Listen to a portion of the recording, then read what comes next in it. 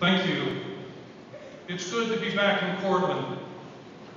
And good afternoon to you all, families, friends, faculty, and most of all, the graduating class of 2010. Congratulations, graduates.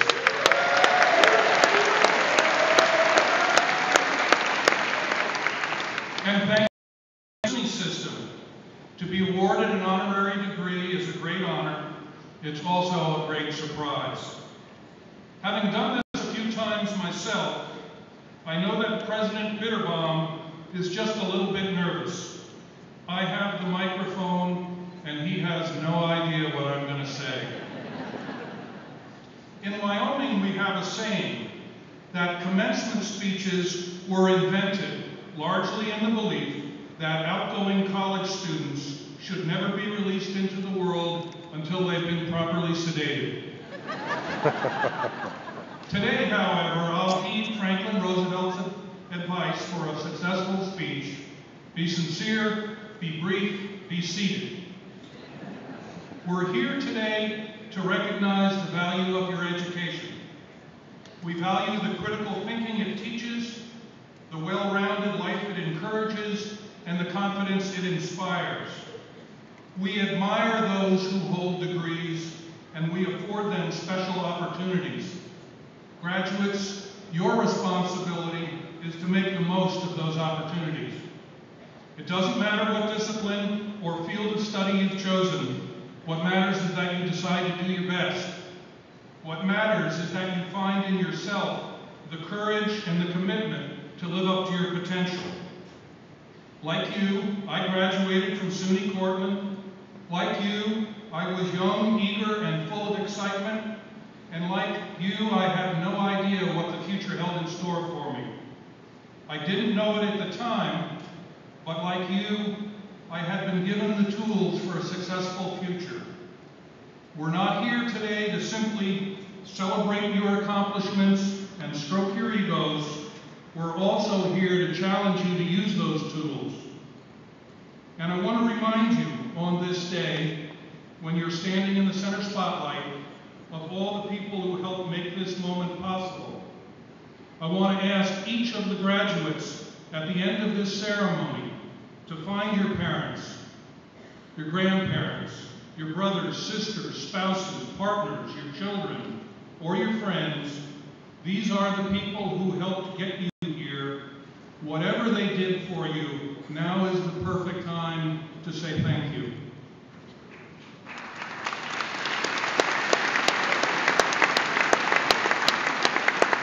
I also want to ask each of you at the end of this ceremony to find a faculty member and shake their hand or give them a hug and thank them for the positive change they brought to your lives. This is what the best of college teaching and learning is all about, and I know firsthand that you'll not find a better faculty anywhere than here at Cortland.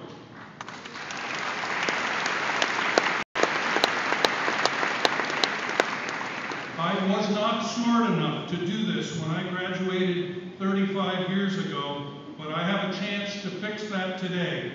Dr. Marcia Carlson, thank you.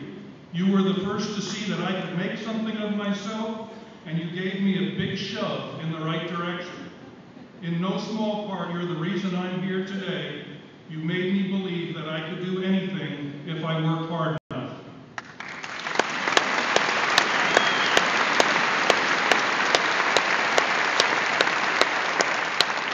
As a teacher at heart, I'm happy to share some thoughts.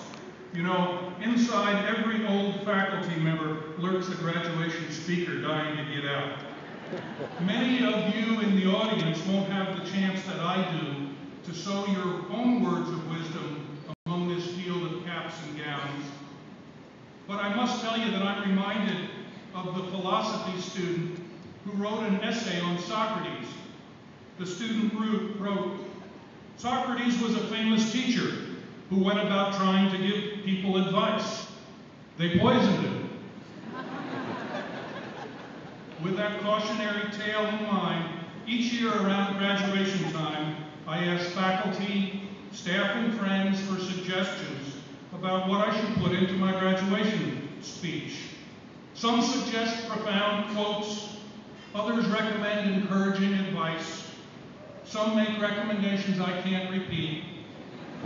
But each year, I sift through their ideas, quotes, and tidbits, and I create a short list of observations for you, the graduates, to take with you. I make no claim that these observations are original or profound.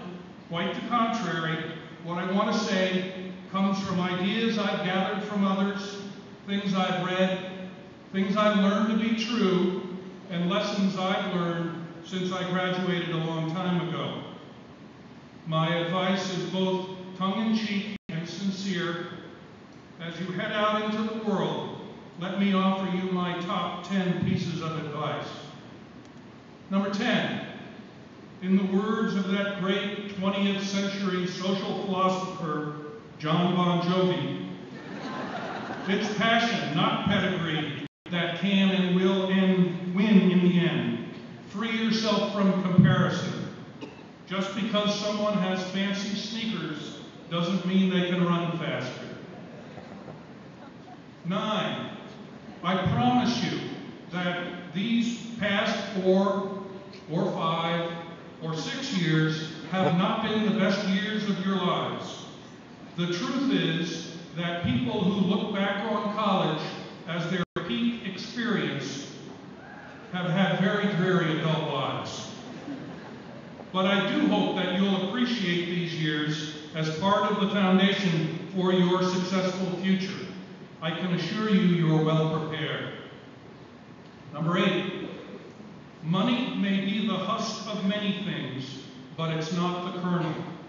It brings you food but not appetite, medicine but not health, acquaintances but not friends, servants but not loyalty, days of joy but not peace or happiness. I borrowed that from Ibsen. It is clearer today than ever before that the fervent love of money results in predictably high yields of stupidity and greed. Number 7.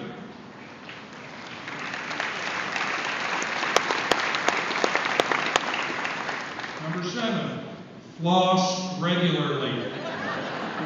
Be kind to your teeth, you'll miss them when they're gone. 6, do what's right. We all know right from wrong. When a decision doesn't feel right, it usually isn't.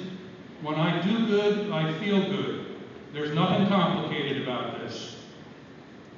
Number 5, in the coming months, many of you will be on the job market. Having hired a few college grads over the years, let me give you a little advice. In looking for someone to hire, you look for 3 qualities: integrity, intelligence, and energy. But the most important is integrity, because without it, energy and intelligence are going to kill. Number 4, just because no one understands you doesn't make you an artist.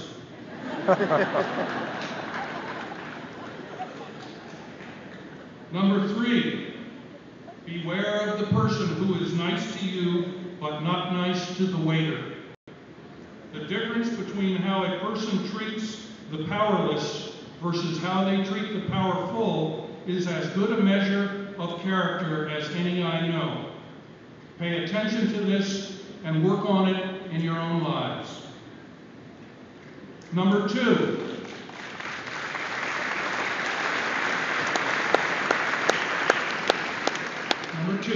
seek out advisors who know more than you and aren't afraid to tell you so. No one ever succeeded by surrounding themselves with stupid people. I'm lucky I work in a place where I'm surrounded by people that are smarter than I am, and they're willing to tell me so all the time. And number 1, don't confuse having a job with having a life. They're not the same. Find balance in your life, in your interests, and in your relationships.